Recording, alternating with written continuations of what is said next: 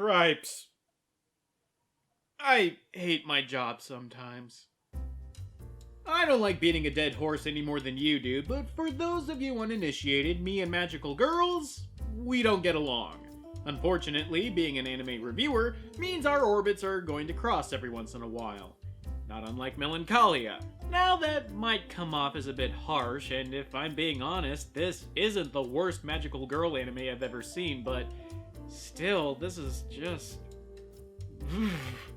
The history behind Yuna is fairly pedestrian. It was based off a series of best-selling visual novels on the PC Engine in Japan, which was known as the TurboGrafx-16 here in the States. Ah yes, the TurboGrafx-16, the console of choice for kids who routinely ask other kids to dare them to eat a bug. As you could probably surmise, we never got these games here in America, so yeah, why in the blue hell did ADV fork over the cash to purchase the license for this OVA, and then spend more money translating it, and yet even more money recording a dub for it? Probably for the same reason why their entire library now sits in a dusty room at Sentai Filmworks. But I'm sure that's none of my business. So at the end of the day, what we got here is another cloying, obnoxious magical girl show based off a series America knew and continues to know nothing about. Be still my beating heart. I'll try my best to fill in the gaps as best I can since the anime couldn't be bothered to do it, but at the end of the day, shit will just be shit. This is Galaxy Fraulein Yuna. We begin with a dry bit of exposition explaining that Yuna McTuna here is the savior of the light, endowed with the title of Fraulein and the responsibilities of protecting the entire galaxy along with her many and equally annoying friends. Well, when she's not entering herself into pointless Iron Chef challenges. Yuna Kagurazaka has discovered the secret to the atmospheric sunny side up. This competition between Fraulein Ultimate Cook and the Iron Girl seems to be finished! I've lost! Looks like Iron Girl's maple sushi pancakes will be on the back burner! Somewhere out there, Alton Brown is rubbing his temples as we speak. Yeah, on top of everything, this is also an intentional comedy, and a bad one at that. It's not that the comedy itself is terrible, per se, it's that the timing and structure of these scenes are completely off and only serve to bury the laugh they could have gotten. Like here, when Belle Dandy from Oh My Goddess blows away McTuna's house. Hi! Good morning, Miss Yuna. Are you awake, sweetie? Princess Mirage? Yes, my pet. It's 8 o'clock and I'm waking you up. Just as I promised I would. Oh, boy. Ah, you see? She explained the joke after it landed. And that's hilarious because, as we all know, humor is entirely dependent upon explaining the joke after it's been told. Because, as you see, oh my god, this is just the argument clinic. Wait a minute! Hold it. Granted, this whole scene might have worked better if you were familiar with both Belle Dandy and McTuna here, but in all likelihood, this is the first time you're seeing any of these characters, so the only real response you can get is, am I supposed to be laughing at this? Oh dear Christ, I am. And the laughs just keep on not coming, as more of ADV's finest has us in stitches. Let me tell you a little about her. As you can see, she's very good looking and will be unconditionally loved by every man who sees her, and her family is super ultra galaxy size rich and dear, I've been talking about me, my Rapunzel!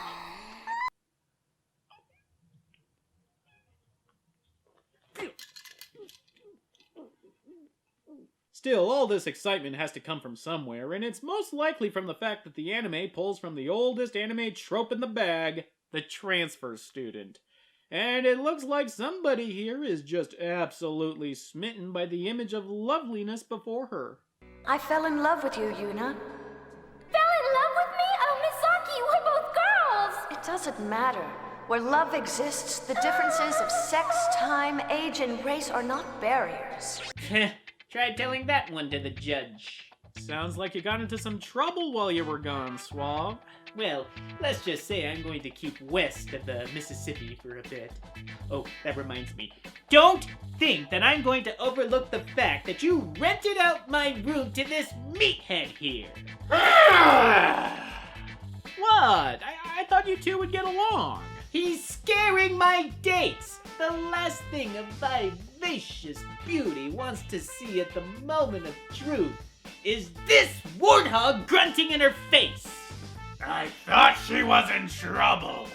Ooh, I smell a sitcom! And what about my promise to make Miss Paulina my one and only love? Yes! Nice shot! What are you wriggling all over the place for? Got an itch you can't scratch? Are you being obnoxious just because you're my homeroom teacher or what? Huh? This lump is so delicious. You are scary. Of course, the transfer student isn't who she says she is and is actually a part of the Galaxy Police. Yeah, sure, whatever. Why is she investigating McTuna? Because this woman is saying she's trying to conquer the galaxy. Yuna Kagarazaka is a dangerous criminal who is trying to destroy our galaxy and to establish her own dictatorship. She is tremendously powerful. With her L-line battlesuit, she has the equivalent military power of our 1,000-world galactic alliance. I therefore propose that Yuna Kagarazaka must be arrested and executed for first-degree treason. And that's it! McTuna has saved the galaxy numerous times, but all it takes is one obviously evil woman to say, hey, maybe she's evil. And it's taken as gospel! Oh sure, they send Minoshi here to investigate her claims, but even when she knocks Yuna out and examines her thoughts and sees that she's, not trying to take over the galaxy, she doesn't believe it. What the? You saw her true thoughts and memories. And that's somehow not good enough for you? Oh, but the moment she sees a giant robot attacking the city, a robot that looks nothing like Yuna's special mobile suit here, and that's all the proof she needs. Fuck you, Nancy Drew. And it's at this point that I realize that trying to recap the plot for all of you is basically pointless, because not much happens. The first 2 episodes tell a singular story, and you can write all the pertinent information about it on a bar napkin. So, to fill in the time, the anime just resorts to mile-a-second sight gags and constant screaming.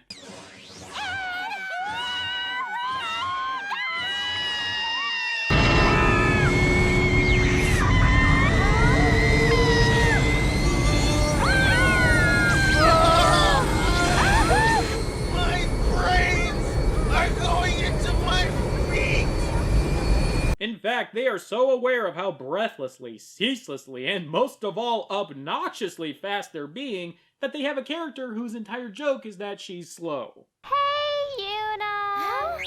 Hi, Shiori! Have you seen a little puppy around here? A puppy? Well, I've been having a cup of tea all morning, and I think, well, I'm not really sure. Did you see it? Maybe or maybe not. She's the best part of this anime. Just gonna let that one sink in for you. But since there's technically a story going on, it seems that Yuna is indeed the target of evil forces, whose minions conveniently get her out of the city so they can send a giant robot to destroy it and frame Yuna somehow. And because Minoshi is the biggest idiot ever, she immediately thinks Yuna is responsible and takes her to space prison. I see you are finally awake, Yuna. Are you the one who put the cuffs on my hands and feet? You know, I've never really done that, especially not for a woman. Unless this is leading to a full-on BDSM session, stop wasting my time! But waste time they do, as the Intergalactic Tribunal holds a trial to judge the woman that has saved their asses time and time again. Evidence?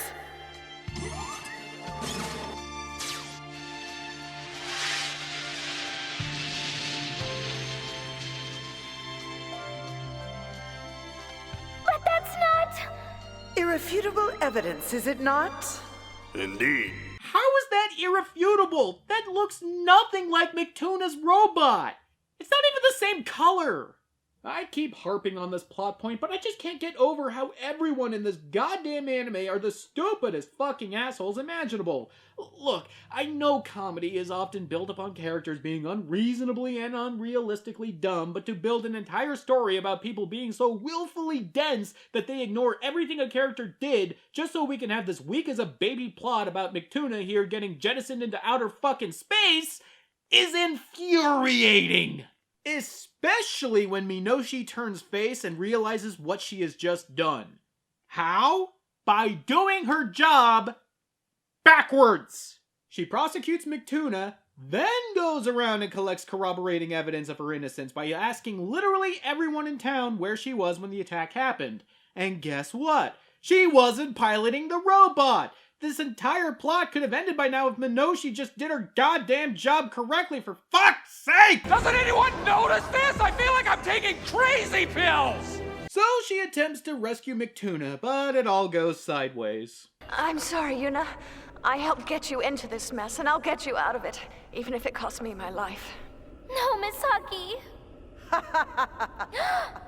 Shakespeare would be jealous of such a tragedy, but to me it's high comedy. For those of you in Britain right now, that earthquake you just felt was William Shakespeare rolling in his grave. But luckily, all of McTuna's friends bop in and save the day, and the woman who's been orchestrating all of this decides, well, screw trying to frame her and just tries to kick her ass. But then Belle Dandy's forces come a-knockin'. What is happening? Was this entire affair a wicked plot by Fraulein D? Hit the nail right on the head, asshole. Too bad you were about 2 episodes too late. Ah yes, the easily led and manipulated wise counsel. The bastards might have the myopic foresight of Helen Keller, but at least they got the hindsight of a fucking eagle, the total shit stains. And thanks to all of her friends, McTuna's robot glows with an awesome power and just decimates whoever she was. And that was Galaxy Fraulein Yuna. Part 1. Part 2 begins with Yuna putting on a Christmas concert. Oh no!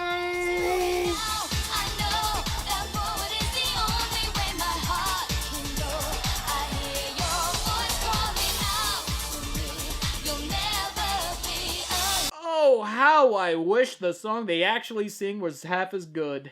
We want to hold the world the way you hold me. We want to embrace it and set it love free. Or even a tenth as good.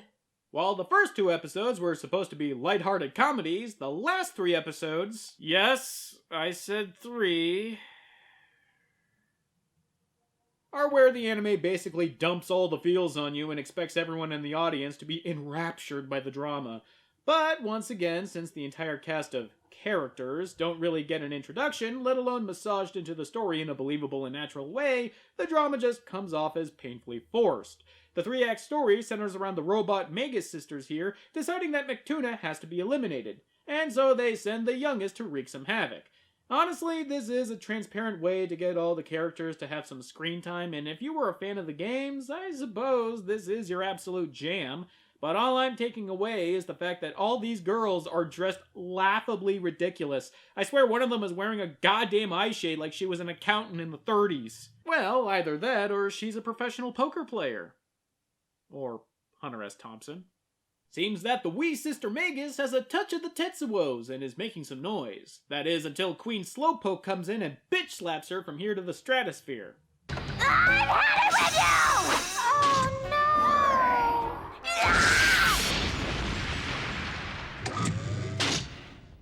Huh? Oh my! Told you she was the best part of this anime.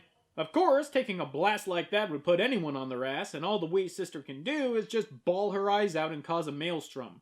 Finally, McTuna gets on the scene to slap her in the face and tell her to stop. And she does. Stop! Hi, everybody! Hey! Yuna! Hooray! Yeah, Yuna! You did it! Yuna! Bad girl! No biscuit! No, we still got 2 more Mega Sisters to deal with, which means 2 more episodes of the wee sister here coming to grips with her being a former villain trying to break good, with all the try-hard forced drama that entails. Oh, and also, women be shopping, yo! That's right, work it! Show me, baby! Come on, woo! Turn it loose, Shantae! Shantae! Shantae, Shantae, Shantae! The only thing pulling me through this is wondering why in the blue hell is the wee sister dressed like a Chinese communist? Did Yuna not have any other clothes to give her? I thought she was trying to be her friend and show her a better way, not make the notion of being left on a hill to die as a baby seem like the better choice. Oh, and Fabulous Day, now we get to see them putz around a theme park. It's a veritable Barbie commercial! You really have an attention disorder! That mirror was so funny, Yuna! Did you see it? My head looked all big and goofy, and my eyes are big, and my legs are short and funny looking! Your head is big and goofy looking without a mirror, and so's your big fat butt. That's not that big, is it? Oh, god damn it. Does anyone care if I just blitz through to the end? Am I even talking to anyone, or am I just the Omega Man and it's just me all alone with the last remaining vestiges of humanity's failure? Hey, you still got me, cowboy. And don't forget about me.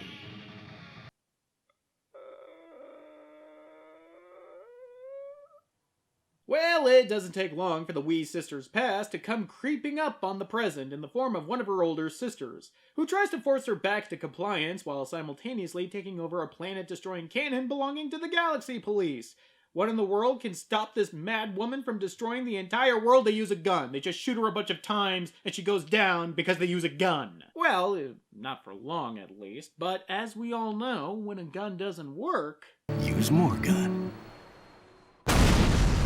However, in this metaphor, more gun means letting her try and take over the planet cracker and just fry her circuits directly, which leaves only the oldest sister left, and she knows all the dirty tricks, including letterboxing the footage to make it extra dramatic. Thanks for screwing up the aspect ratio for me, assholes.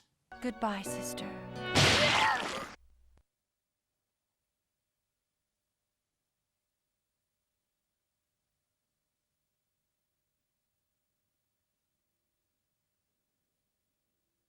Oh my god.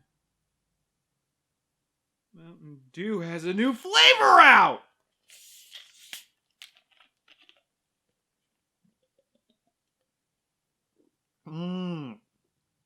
Nobody does Sprite better than Mountain Dew.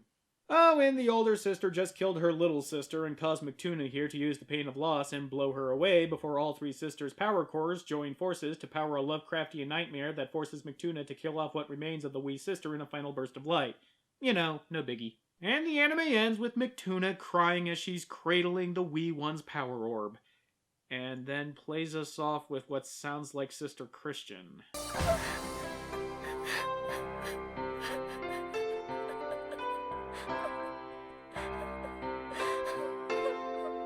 And there you have Galaxy Fraulein Yuna. Talk about pulling teeth!